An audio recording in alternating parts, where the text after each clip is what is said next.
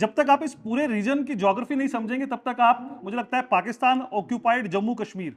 जो पिछले 70 वर्षों में सबसे ज्यादा डिस्कशन हम लोग आर्टिकल 370 या यासिन मलिक, गिलानी, महबूबा मुफ्ती, महाराजा हरि सिंह, इन सबका डिस्कशन आप लोग लगातार सुनते होंगे।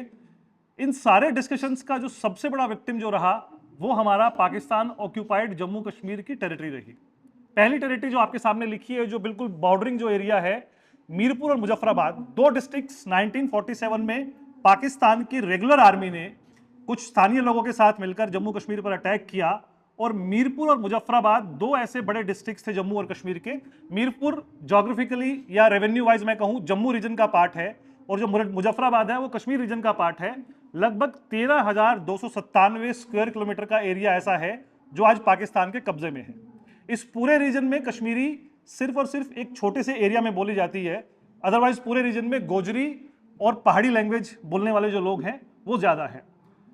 खास बात यह है कि हम 1989 में जो कश्मीरी हिंदूज का एक्सोडस हुआ कश्मीर से, उसकी बात तो लगातार करते हैं, लेकिन 1947 में पाकिस्तानी आर्मी के अटैक की वजह से मीरपुर और मुजफ्फराबाद के अंदर जो बहुत बड़ा एक्सोडस हुआ और किलिंग्स हुई, उसकी बातचीत मुझे लगता है कि पूरे डिस्कशन में कहीं ना कहीं छूट गई है जम्मू कश्मीर की, जब भी हम हिस्ट्री की बात करते हैं।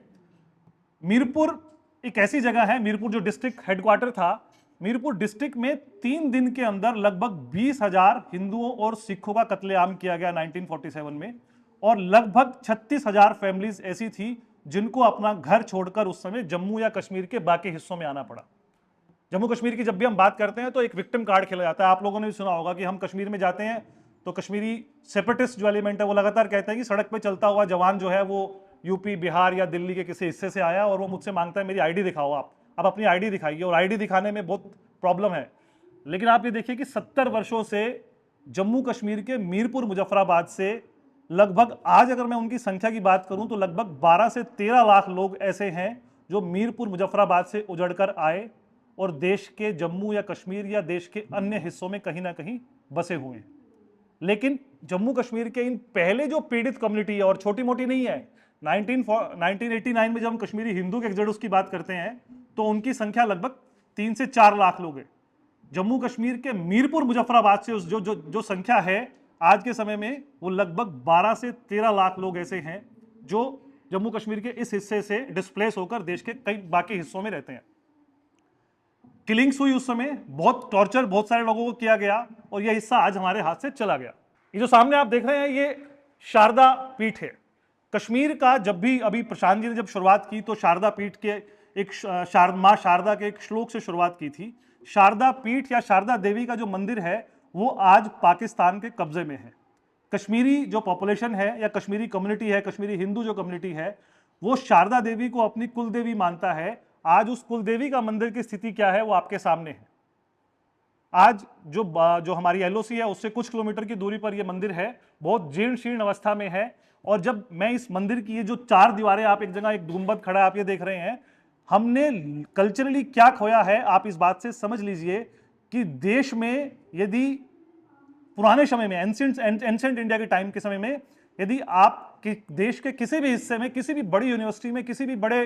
जगह पढ़कर आप रहकर आप अपनी विद्या अर्जित करते हैं, लेकिन यदि आप शारदा पीठ, ये जो शारदा आज मंदिर है यहाँ पर शारदा पीठ था, शारदा यूनिवर्सिटी थी, यदि आप शारदा पीठ के विद्वान से आपने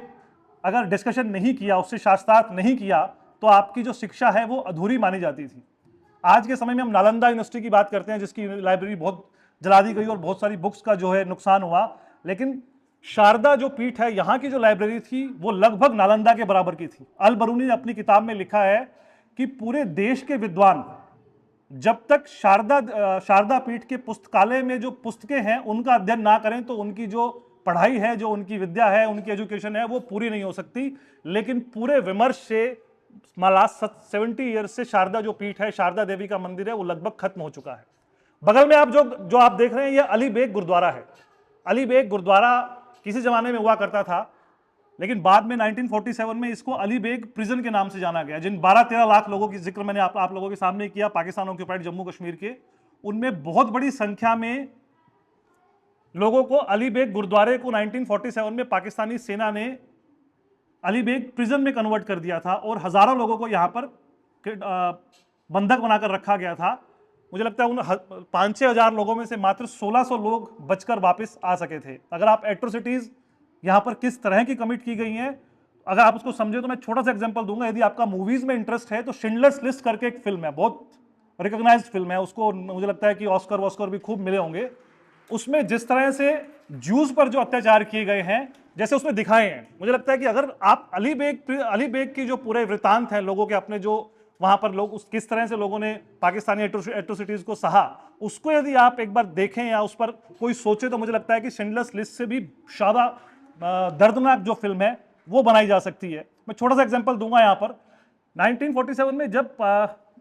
लगभग 5-6 हज़ार सिख और हिंदुओं को यहाँ पर किडनैप किया गया, यहाँ बंधक बनाया गया, तो वहाँ पाकिस्तानी आर्मी को डर था कि कहीं ये लोग बाहर निकलकर किस्से या कहानियां ना लिखें अपने जो दर्द इनके साथ हो रहा है, जो टॉर्चर हो रहा है। तो एक दिन पाकिस्तानी सेना के लोग वहां पर आते हैं और बोलते हैं कि भैया, आप में से जो लोग पढ़े लिखे हैं, उस समय टीचर्स जो होते थे या कोई मुंशी का काम करता है, कोई सरकारी नौकरी करता है, तो आप में से जो पढ़े लिखे लोग हैं वो एक बार साइड में आ जाइए। और उनसे जब लोगों ने पूछा कि ऐसा आप क्यों कर रहे हैं, तो उन्होंने कहा कि हम इसलिए कर रहे हैं कि आप लोग, जब ये जो लोग हैं ये बाहर जाएंगे और आपकी रिहाई के लिए काम करेंगे। लेकिन उसके पीछे साजिश ये थी कि जितने भी पढ़े लिखे लोग थे उनको निकालिए, क्योंकि उन पढ़े लिखों से सबसे ज्यादा डर ये था कि बाहर निकलने के बाद वो अली बेग की जितनी घटनाएं हैं, जो वहां पर टॉर्चर किया जा रहा है, वो सारे पे वो कुछ ना कुछ कंटेंट लिखेंगे जिससे कि पाकिस्तान को इंटरनेशनली डिफेम किया जा सकता है, या जो उसकी सही सच्चाई है वो सामने लाई जा सकती है। इसलिए इन लोगों की किलिंग्स की गई।